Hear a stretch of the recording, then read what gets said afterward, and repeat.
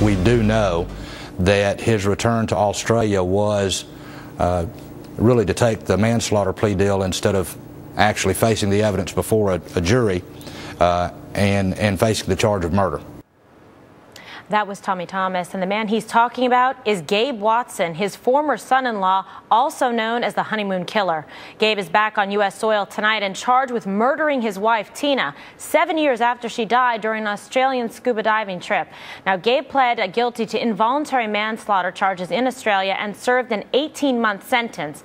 And just this week, he was deported home and arrested once again as he stepped off his plane in Los Angeles. Now, back with me is defense attorney Keith Sullivan, former prosecutor Tom Kniff also joins us. This is a case that we've been talking about since it first began, and whether or not charges were going to be brought, how was Australia going to handle it.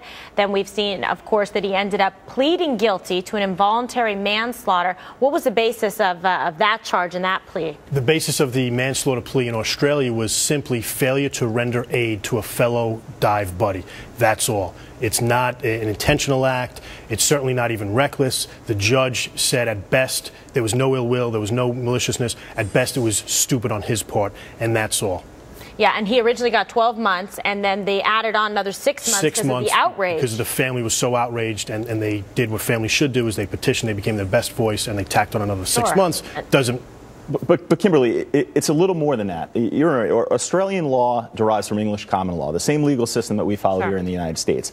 In order to have a legally sufficient plea for even involuntary manslaughter, you have to show an utter disregard for human life. Basically, what this guy did was he voluntarily was extradited to Australia, and he entered a plea to involuntary manslaughter. As part of that plea allocution, which would have been under oath, which would have had a stenographer present, which would have been sworn, he went in there and he admitted that he basically, with an utter disregard for human life, stood by and watched as the life was choked out of his wife on this scuba trip. Yeah, from lack of air. When prosecutors in Alabama, if they get past these jurisdictional issues, which are serious. But I think they will. You're talking about double jeopardy and whether it applies, because he pled guilty to the same crime essentially in Australia, but we've talked about separate sovereigns. Right. Separate sovereigns. But they're going to be able to introduce, not on cross-examination, but on their case in chief, this prior sworn testimony under oath, where this individual gets up there before a judge, raises his hand, and swears that admissible. It's certainly admissible, and it's going to paint an image of him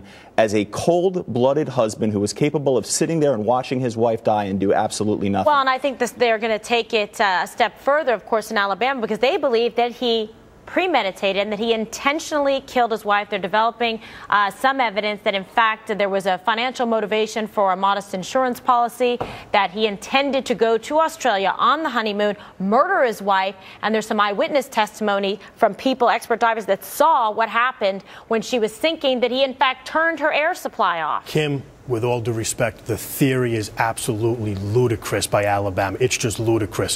Why would he spend all this money to get married, spend money to go on a honeymoon, to go over there and turn off her oxygen tank? Because he's a killer and an evil guy who's already remarried someone else. Mark my words, Alabama's going to put this guy away for life. More importantly, the due process clause of the United States Constitution, right out of the Fifth Amendment, states that if you have evidence of a crime and you know the perpetrator of that crime, you must bring those charges forthwith. Here, they waited 7 years, and the defendant only needs to show that he's prejudiced by not having brought the charges. There's no statute of limitations for murder, and they're going to say that they were investigating this crime, gathering evidence, and that's why they waited to bring these charges. Due process clause has. We'll see, gentlemen, see how it plays out. Tom and Keith, thanks so much. Coming up, an insider's look at Prince William's royal wedding extravaganza. Plus, we've got the scoop on